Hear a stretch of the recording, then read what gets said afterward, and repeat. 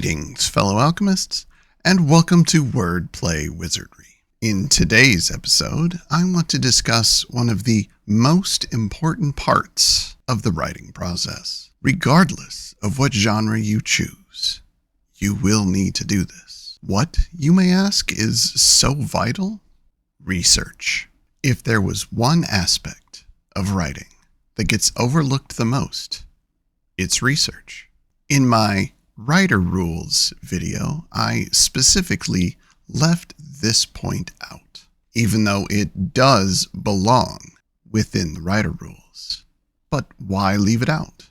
To me, it needs a whole video just to discuss. It is perhaps the most important of all the Writer Rules, the thing that will make you better and your stories better. As I said, there is no genre that is immune from needing it. Now, the degree of necessity changes, but not the necessity itself. Doing research is a rule that you cannot break under any circumstances. And the more research that you do for a project, the better. To the point that if you told me you spent a week researching the most mundane object you can think of, I would probably still ask, did you leave anything out? Now, the reason that research is so vital, so important, is believability. My old writing partner used to say that every story gets one lie, one point that requires belief. His example was also a simple one. A long time ago, in a galaxy far, far away. Under this lie, all technology, mythology, and ability become believable. For your project, you similarly get one lie. Everything else must ring true. But there is a caveat to this. Even within the lie, the unbelievable aspects must make sense. And the way we accomplish this is through research. Now, obviously, you can't research things that haven't happened yet or don't exist in our world. But does that cover everything in your story? Let's discuss a few genres to get a better idea. Anything that takes place in our world, the real world, needs the most amount of research. Historical, action, mystery, everything. And the reason being, everything in your story is real. For example, there's no excuse for the wrong gun or wrong terms in an action movie.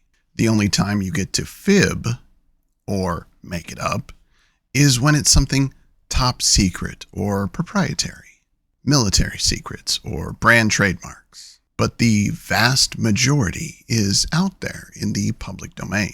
Therefore, you have no excuse for not getting it right. One thing I'll bring up here is people often use examples from Hollywood, things we see in movies.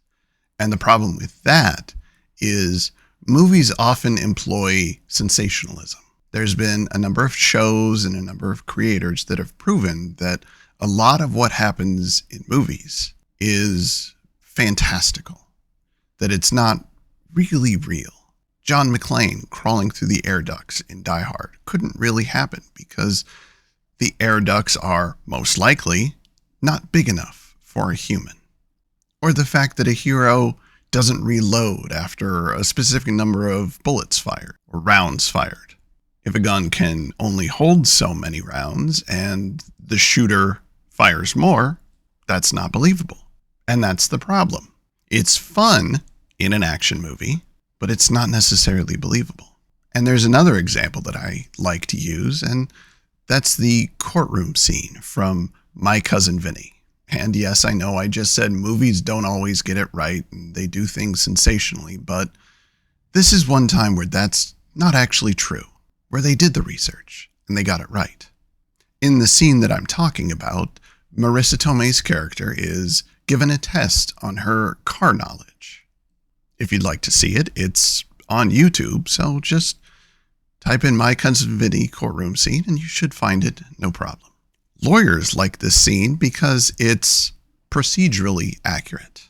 Car buffs like this scene because it's mechanically accurate. And writers like this scene because it does both of them. It's a moment of triumph using actual knowledge. Now, do you personally have to be such an expert? No, but that doesn't mean that you can't find out. A little research, maybe a few calls, and the information is readily available. That's the nice part. I can go online right now and tell you car parts per year, gun uses by military and by country per year, and tall sailing ship techniques. How do I know? I've done it, all except the car parts one. But if I'm able to find out what sidearm the Australians used in the Vietnam War, I should be able to tell you about the exhaust manifold on a Corvette Stingray. The real world is easy. It just takes time. But, as I pointed out, everything is online these days. Technically speaking, information is easy to come by. Ironically, though, because the information is so readily available, it actually takes a little more time to do some research. In the old days, you just went to a library and picked out 1 or 2 books on a topic. Now you can go online and fall down a rabbit hole of sales square footage and shape benefits when researching sailing techniques. Unfortunately, a lot of historical information has been lost. Time is the great thief, so we don't know everything. For example, my novel Antiquity deals a great deal with history, specifically lost history, lost cities, and treasure. How much of what is out there is real, and how much is fiction? Technically, on some topics, we don't actually know. Did Atlantis really exist? That's the question. Some of the lost cities out there are real, as we have records of them. Iram of the Pillars is a good example. We've recovered a shipping manifest that mentions the city, but nothing else. So we know it was out there. We just don't know where there is. What about Ophir, King Solomon's mine? Was it real or just a good fable for a movie? Solomon got exotic items and riches from somewhere, things that didn't belong in his part of the world. And because a lot of this information was lost, involving some of these things in my story required a few things. First was understanding. I had to know the myths and legends, had to get a general idea about location, and therefore about culture. I also had to understand relationships. And I don't just mean interactions, not just trade and the like. I did have to know those, but also more. What was travel like? How long would it take? Had to know weight, carrying capacity, what the various transport vessels were, such as baskets or wooden boxes. Because ocean voyages were involved, what were the transportation methods? In each time period mentioned in the myths, what did the boats and ships look like? What was their speed? What was their range? What was their carrying capacity? Now, look, depending on how far you go back with your information, people might be a little more forgiving. We have specific information about the age of sail, but what about even further back? What about ancient times, such as ancient Egypt? We don't know a lot about what happened back then. It was literally thousands of years ago. So unlike modern records, those from that time period haven't survived as well. So we aren't really sure. So can you get a little wrong? Depending on how wrong? Yes. But like I said, only because not all of that information survived. If you can logically fill in the gaps, that's okay. But the key there is logical. It has to make sense within the time period, the people, and the materials. Anything that did survive, you're just better off looking and finding out than you are guessing. But what about a world that's more fantastical? Well, everything has a basis in something.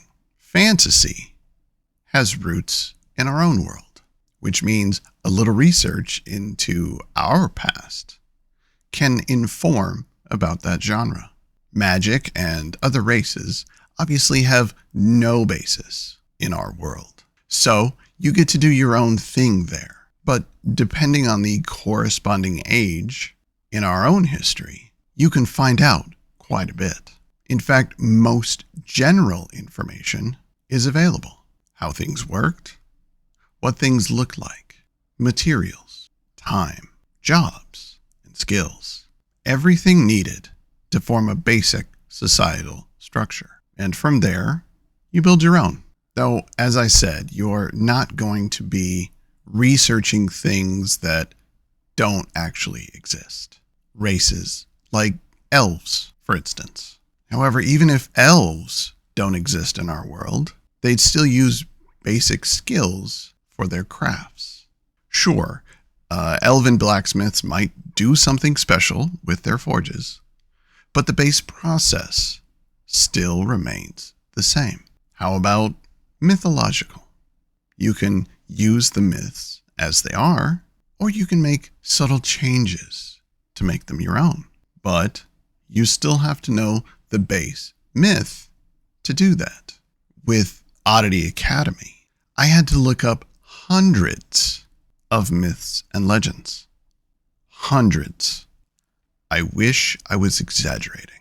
Myths, legends, gods, abilities, superstitions. And I used so much and included so much that my father commented that he couldn't imagine keeping track of it all. There were days that I couldn't imagine that either, which meant writing down a lot. On the positive side, mankind has recorded quite a bit, and a lot of that was myths and legends. For the last 5,000 years, writers have been important. Kind of a nice aside. Anyway, as I said, some of the most preserved items are myths and legends and religious texts. So finding those shouldn't be too hard. Now, fantasy is all well and good, but what about science fiction? A large portion of that is purely speculative. And in this case, speculative relies on speculation. Speculative is an estimation based on conjecture. We see what it is and speculate what it will be. And because science fiction has large portions that are more often speculative, it means get the things that aren't correct. We don't have faster than light travel, but we do have a base understanding of astronomical bodies. Without a speculative artificial gravity source, how would there be gravity on a spaceship or a station? How would farming work? Construction? What's a good common atmosphere mixture? Where is the habitable zone of a star system? What is inhabiting that zone? How many planets? Are they, in fact, habitable? The goal is to fill in as many real blanks as possible. Answer all of the questions that you can answer using research. Then fill in the blanks with your imagination. Don't fill in first. Granted, there's a good chance that science fiction has more blanks than fantasy does, but that doesn't mean you can't do some research, or maybe even a lot of research. More is always better. Maybe you don't use it, maybe you do, but trust me, It is always better to know than to not. Another example from my own personal experience. When I was first writing, I wrote a pirate story. Currently, it's off the market, but I am working on bringing it back. Now, in it, I had to do a little research into sailing life and techniques and what life was like back in the 16 and 1700s. Also needed to know ship components, such as the stunsail or studding sail or bombo, which is just diluted rum. Bit of water, bit of spices, makes for a nice reward and stretches both the liquor and the water. But the matter at hand was sailing technique. In one scene, a ship opened its sails before pulling up the anchor or casting off the dock line. One of the two. Either way, I reversed it. It's supposed to be anchor or dock line first, and then sails. I knew some, but I didn't know enough about sailing when I wrote it, and a reader called me out on it. They made a valid point. Ever since, I have always done research before and during writing. All of this sounds rather easy, doesn't it? Just do a little reading and take some notes. But writers get into bad habits, and they'll skip this crucial step. Why? Because it's easy. It's easy not to. It's faster not to research. Depending on the story, research can take anywhere from a few days to a few months. That is a long time of not writing. And if you're on a schedule, you might not have it to give. So people skip big chunks of prep, which includes the research portion. But you have to remember, you don't need to rush the process. No deadline should be so short that you can't do what is necessary for the story. Here's the thing most forget. Research has multiple benefits. The most obvious is getting facts right, having your story be believable, and not angering readers.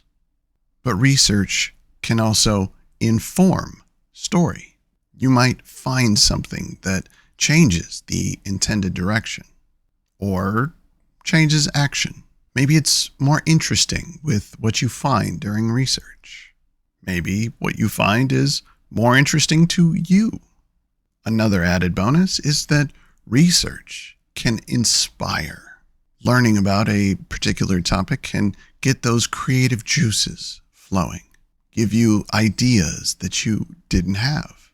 A little curiosity often leads to creativity. And research can lead to rabbit holes, avenues that we didn't intend to take, but fall down anyway. And what you might find while doing research is another idea. Your next story. You might think you're immune from doing research, but you're not. No one is. Best admit it now and not have your work suffer later. Besides, what was one of the writer rules? Right. It was read. And yet nobody said it had to be fiction. Maybe reading about something is the key you need to get going.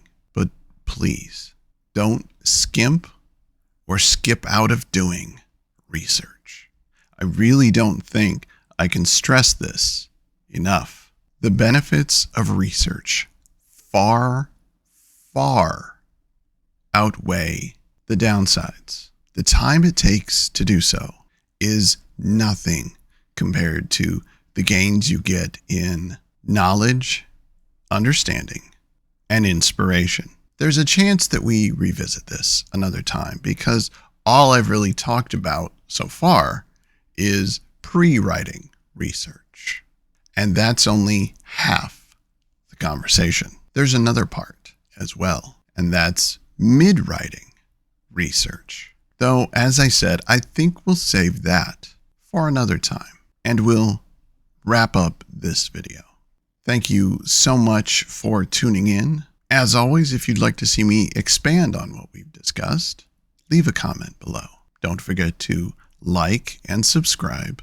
And if you're enjoying what you watch, leave a comment. Until next time, fellow alchemists, take care.